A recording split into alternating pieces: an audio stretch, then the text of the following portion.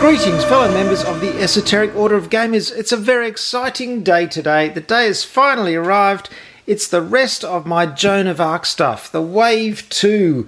And you would not believe how much stuff I've got here. It's going to be very exciting to unbox with you. First we have the Apocalypse box. Look at this, a huge box. I have no idea where I'm going to store all this stuff. That's the Apocalypse box. Over here, the Siege box. It's even bigger. Look at the size of that. Absolutely huge. I'm going to need an entire storage room just to put Joan of Arc stuff. We've also got the Compendium book. Very exciting stuff. There's a little bag of extra figures. I don't know what that is. And a few extra cards as well. I'm going to unbox all of this in front of you here on the Joy of Unboxing. And we're going to check out all this great stuff. Now, I backed this Joan of Arc campaign by Mythic quite a long time ago. And I've been playing and enjoying the core game for a while now. In fact, I've got a new battle report coming up soon where my friend Will and I play Joan of Arc and really enjoy it. This stuff is all very new and thrilling. It's been out to a lot of backers around the world, but it's taken a little while to get here to New Zealand. So I'm very excited to finally receive it. So what do we start with? Shall we start with Apocalypse? Will we start with Siege? Oh, I can't decide. They're both so exciting. Let's start with Apocalypse. And here it is. This is where we start getting into the fantasy side of Joan of Arc. I've only played historical battles up till now, so this is a whole different world. It's a huge box. Let's check it out. Ripping off the shrink wrap.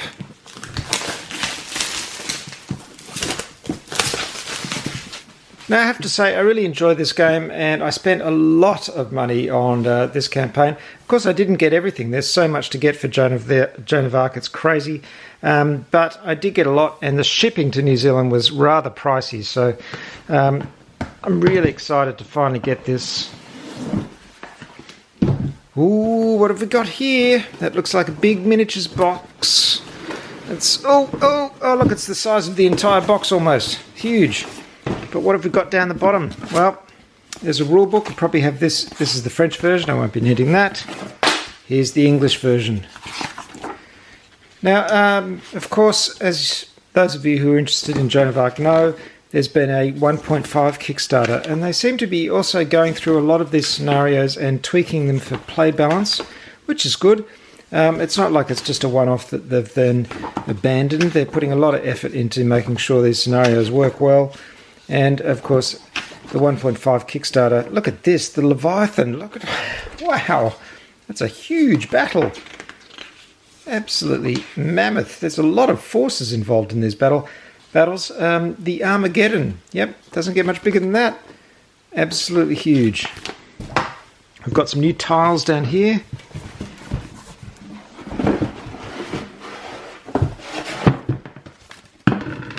And they're just falling out. There we go. These look suitably apocalyptic. More tiles. Some more wound counters. That looks like a card for the Leviathan. And more tiles. Okay, so there's a few tiles. There's a rule book, but it's mostly about the miniatures. So let's check them out.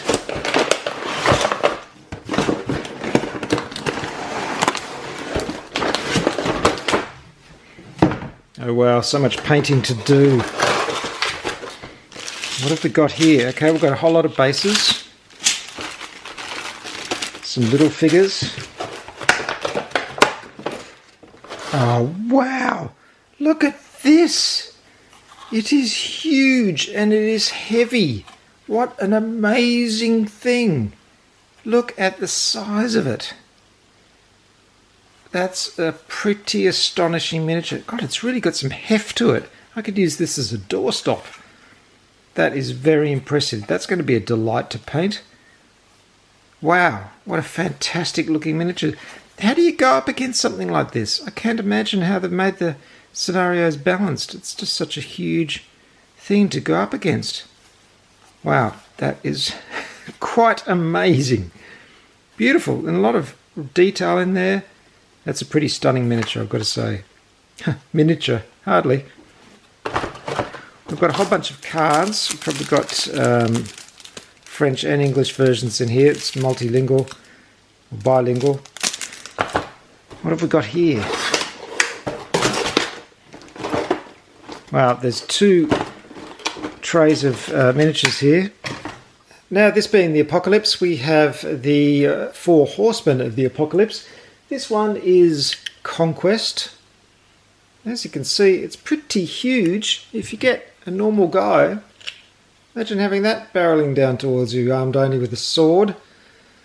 Pretty amazing. The next one I've got here is Death. And it's a very creepy miniature. It's an upside down skeletal horse and the Grim Reaper is riding it. It's all kinds of wrong, but pretty amazing figures.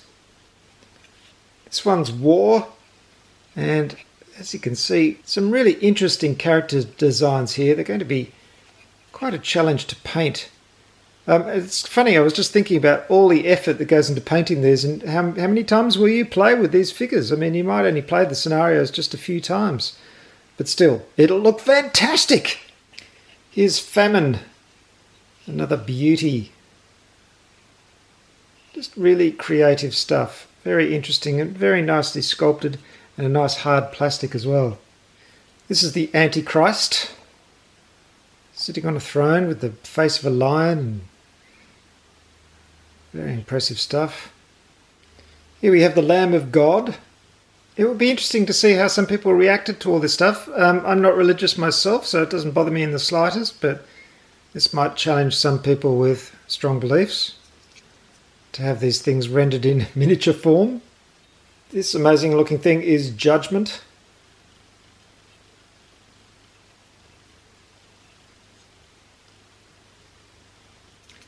This is Triumph. And back in human scale, this is the Holy Relic. Little group of characters there. It's going to be challenging to paint, that one. Lovely figure. Then we've got another whole tray down here, and I can see 2, 4, 6, 8 mounted spectres. A couple of angelic heralds. Oh, these battles are going to be huge. Angels and demons. 2 of these, they're called Damned. I notice in the scenarios there's a lot of raising up of skeletons. We've got 8 mounted skeletons. 4 angels. Lovely dynamic pose. This one's the Archangel Raphael. Stunning figure. For all you Indiana Jones fans out there, and I count myself among them, this is the Ark of the Covenant. And finally, a little Sabbat Witch. And then there's a bunch of little figures. We've got some gargoyles and skeletons and heretics and all kinds of things happening in here. Little guys. Of course, there are heaps of cards for all these new characters, lavishly illustrated. So there you have it, folks, the big box that is Apocalypse. And, you know, looking at these scenarios again, especially this last one, which is called Armageddon, they are going to be huge battles. And if I ever get round to painting all of them, which I intend to do, it's going to be really the most spectacular looking tabletop battles stuff that I've seen for a while with these huge figures. And especially when you start to get this huge thing on, and then you add this. Yes, this huge thing. Now these 2 things are on the same board in one of the scenarios, so you can just imagine those 2 going at it with all kinds of little figures swarming around the bottom. It's wow, it's going to be spectacular. Amazing stuff. So that's Apocalypse. Let's move on. Well, here we go. This is the one I've been looking forward to the most out of the lot. It's the Siege one. I couldn't resist getting this because I did want to play those big siege battles. It's a huge, heavy, heavy box. Let's have a look inside.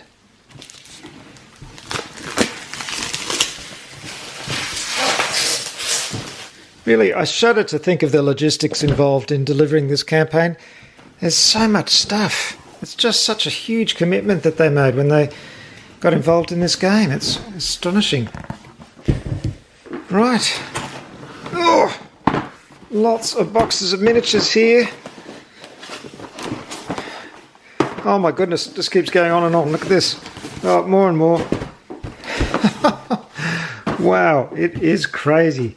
So we have 2 books. There's our French one, don't need that.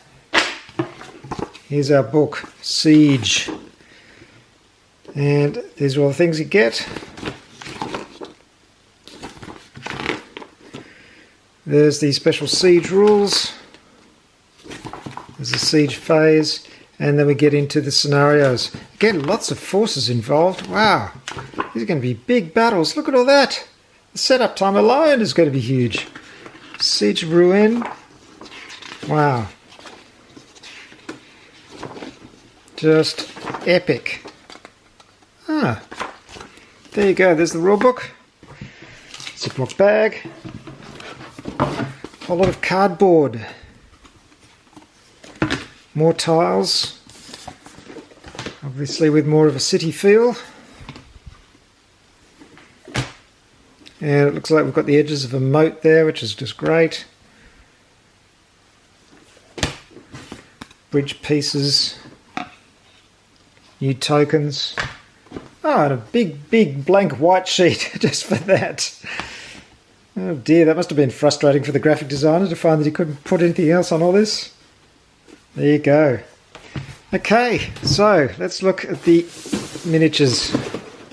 And when I say miniatures, of course, it hardly seems to apply, they're so big. Oh, so we've got our cards. As you can see, there's quite a lot there. There's French and English versions, of course, so doubling up on the cards. Oh, some nice little walls of stakes. There we go. And look at that. What a beautiful thing. There's our keep, I imagine. It's all one piece.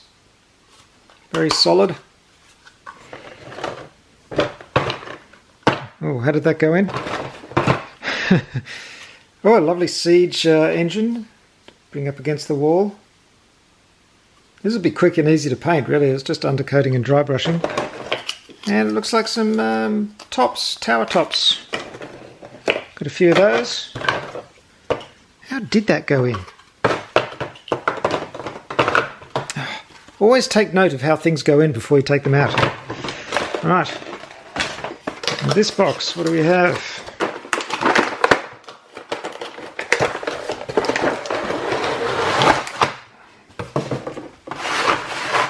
Wow, so much plastic. These are our big wall sections. And look at that, they are nice and solid. Got the bits on the top where you can fire arrows.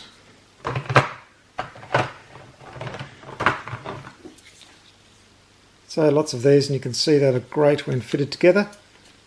And these appear to have round edges that go up against the towers.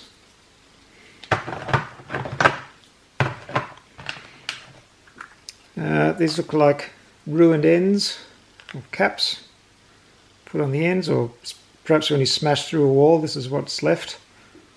That's probably what they're for. Another box. Oh, some very nice siege engines. Look at that lovely trebuchet. And it's even working. Beautiful. Some really impressive work here. There's another one. Got a bunch of what look like catapults.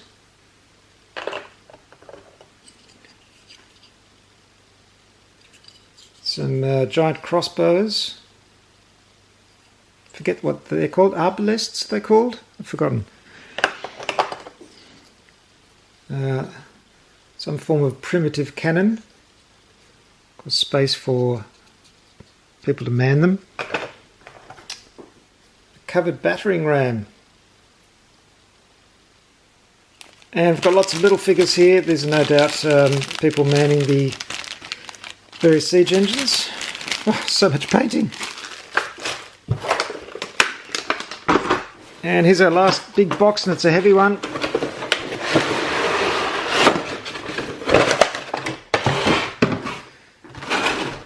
Check that out. Quite astounding. Now I can see why the shipping to New Zealand was quite pricey. It's big and heavy and there's lots of stuff. Look at that. Tower walls. Another one. Big solid stuff. Here's our towers. So if we get these walls, they will fit nicely. Look at that. It fits beautifully up against the walls. Perfect fit.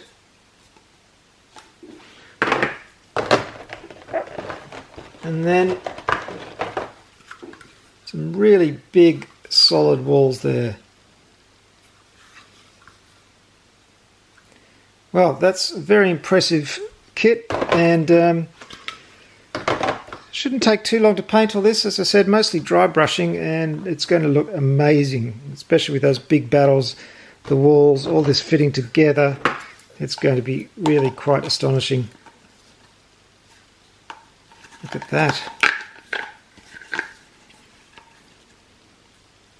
Very impressive stuff. So if you take your average person, here's your human scale going through the door, and that's a pretty impressive tower. Lovely stuff.